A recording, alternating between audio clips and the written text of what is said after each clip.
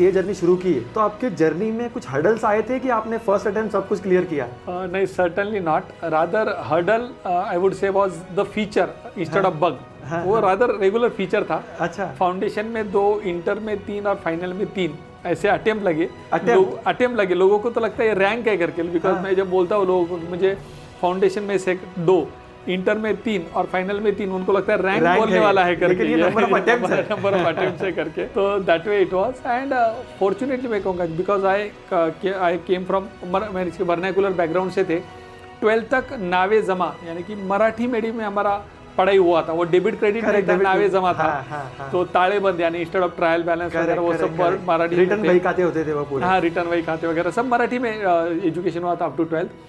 तो उसके बाद जब हम पुणे आए जब सीए करने के लिए, तो पहली बार जब अपना पूरा सीए कोर्स अंग्रेजी में था तो वो अंडरस्टैंड करना समझना बहुत चैलेंजिंग था.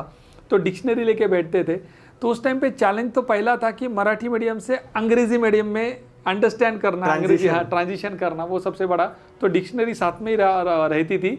और उसकी वजह से बहुत बड़ा ऐसा एस्पिरेशन नहीं था कि फर्स्ट अटेम्प्ट निकलना है या सीए एकदम रैंक में लाना है वगैरह. एस्पिरेशन था भाई सीए बनना है करके. यानी कि ये क्लियर था कि पुणे से बॉम्बे जाना है, as simple as that. Super. हो सकता है कि मैं 2 व्हीलर पे जाऊँ, मैं ट्रेन से जाऊँ, मैं बस में जाऊँ, बस बंद हो गया तो मैं पैदल जाऊँ, बट डेस्टिनेशन क्लियर था. सुपर. कब पहुंचूंगा पता नहीं था, बट डेस्टिनेशन क्लियर था. So that way it was. तो सीए करना है ये माइंडसेट से आए थे. तो ऑब्वियसली उसमें बीच में कपल ऑफ चैलेंजेस भी आए, जैसे मैंने कहा अटेम्प्ट लगे, but fortunately I was able to pass finally.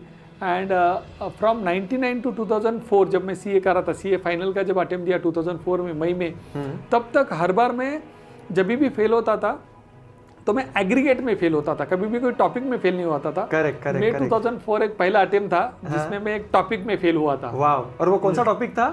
Interestingly वो वही टॉपिक था जिसमें इवेंचुअली मैंने करियर किया, that was indirect taxes. Super. So sir आज जो इनडायरेक्ट टैक्स में प्रैक्टिस करते हैं उसी में सर फेल हुए थे और अब उसी में वो एक्सपर्ट है. हम जानेंगे जर्नी में कि एक्सपर्ट मतलब कौन से लेवल पे एक्सपर्ट.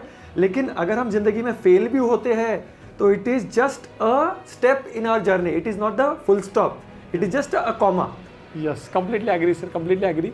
मेरा भी यही पर्सपेक्टिव है, मेरा भी यही व्यू है. मैं बोलता हूँ कि failure is not an and, rather it is a start.